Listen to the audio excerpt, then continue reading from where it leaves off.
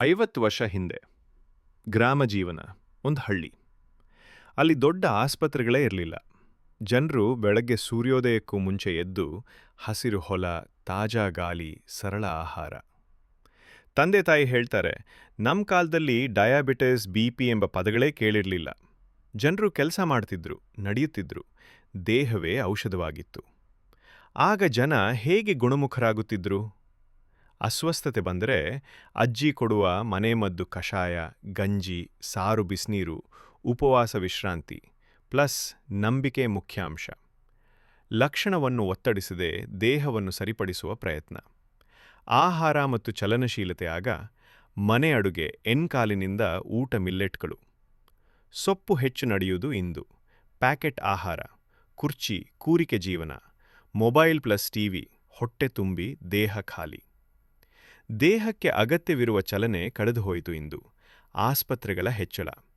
ಇಂದು ಪ್ರತಿ ರಸ್ತೆ ಮೇಲೆ ಆಸ್ಪತ್ರೆ, ಲ್ಯಾಬ್, ಮೆಡಿಕಲ್ ಶಾಪ್. ಆದರೆ ಡಯಾಬಿಟಿಸ್ ಹೆಚ್ಚುತ್ತಿದೆ, ಬಿಪಿ ಹೆಚ್ಚುತ್ತಿದೆ, ಯುವಕರಲ್ಲೂ ಮಂಡಿ ನೋವು.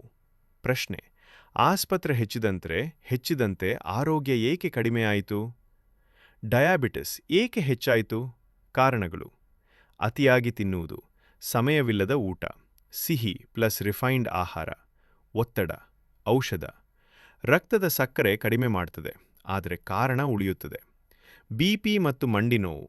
ಬಿಪಿ ನಿರಂತರ ಒತ್ತಡ, ನಿದ್ರಾಹೀನತೆ, ಭಯ, ಆತಂಕ. ಮಂಡಿ ನೋವು ಚಲನೆಯ ಕೊರತೆ, ತೂಕ ಹೆಚ್ಚಳ, ನೆಲದ ಸಂಪರ್ಕ ಕಳೆದು ಹೋಗುವುದು. ಹಿಂದೆ ಜನ ನೆಲದ ಮೇಲೆ ಕೂತು ಎದ್ದು ಕುಳಿತುಕೊಳ್ಳುತ್ತಿದ್ದರು. ಅದೇ ಮಂಡಿಗೆ ಔಷಧ.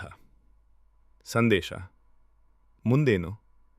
ಈ ಕಥೆ ಆಸ್ಪತ್ರೆ ವಿರೋಧಿ ಅಲ್ಲ, ಅಸಮತೋಲನ ವಿರೋಧಿ.